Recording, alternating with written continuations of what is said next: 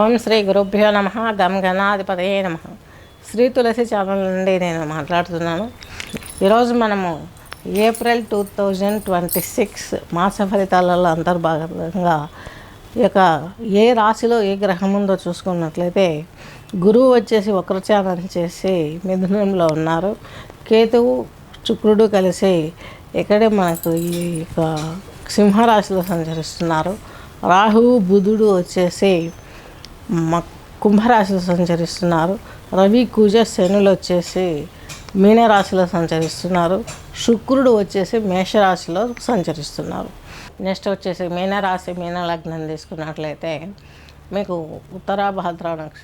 పూర్వభాద్ర నక్షత్రం యొక్క ఒక పాదం, ఉత్తరభాద్ర 4, రేవతి 4 పాదాలు కలిపి యొక్క మీనరాశి మీన లగ్నం కిందికి వర్తిస్తుంది.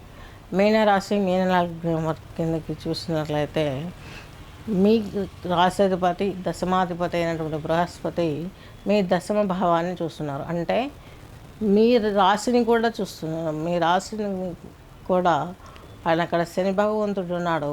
ఆ శని భగవంతుని రాశి అయిన కుంభరాశిని కూడా అందులో ఉన్న రాహువును బుధుడిని తీసుకున్న 10వ తేదీ వరకు బుధుడు ఉంటాడు. తర్వాత ఆయన మీనంలోకి వెళ్ళిపోతాడు. ఈయన దృష్టి, ఈయన స్థానంలో ఉన్న శని బుధుడు, ఈయన దృష్టికి లోనైనటువంటి రాహువు బుధుడు, ఇవి రెండు కాంబినేషన్స్ అంత మంచివి కావు. కాకపోతే గొప్ప వరం ఏంటంటే ఈ యొక్క బృహస్పతి చూస్తున్నారు. తన సొంత ఇంటిని తానే చూసుకుంటున్నారు. అంటే గోచారంలో తన సొంత స్థితిలోనే అంటే గురువు యొక్క రాహువుని చూస్తున్నారు. బుధుడు వచ్చేసి 10న మీనంలోకి వెళ్తాడు. కాకపోతే ఫిచ్చింగ్ ఏంటంటే గురువు చూపు అన్నది చక్కగా ఉంటుంది. ఎందుకు మీ కుంభరాశిపతి అయినటువంటి ఈ యొక్క శని మకర కుంభరాశిపతి శని మీ జీవితంలోనే ఉన్నాడు. ఏళ్ళనాటి శని ప్రభావంతో ఉన్నారు. అతని నుంచి మీరు బయటపడ్డారు. ఎలా? రాహువు మూలకంగా మీరు బయటపడగలరు. లేకపోతే ఇంకా ప్రాబ్లమ్స్ ఎక్కువ అయ్యేటివి.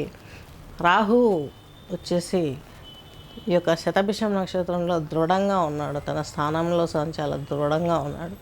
మీరు వెహికల్స్ నడిపేటప్పుడు చాలా ఆచితూచి నడపాల్సిన అవసరం ఎంతైనా ఉంది.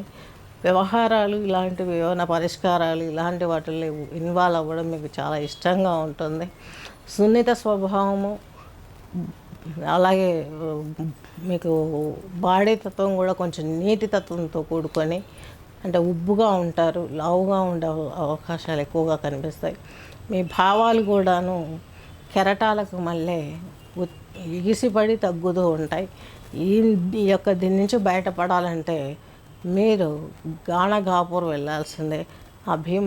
అక్కడ ఆ యొక్క భీమా నదిలో తలస్నానం చేసి చక్కగా ఆ స్వామి దర్శనం చేసుకొని వస్తే మీకు ఈ రాహుదోషం పోతుంది. ఒకసారి విజయవాడ కనకదుర్గను ప్రదక్షిణలు చేయాలండి.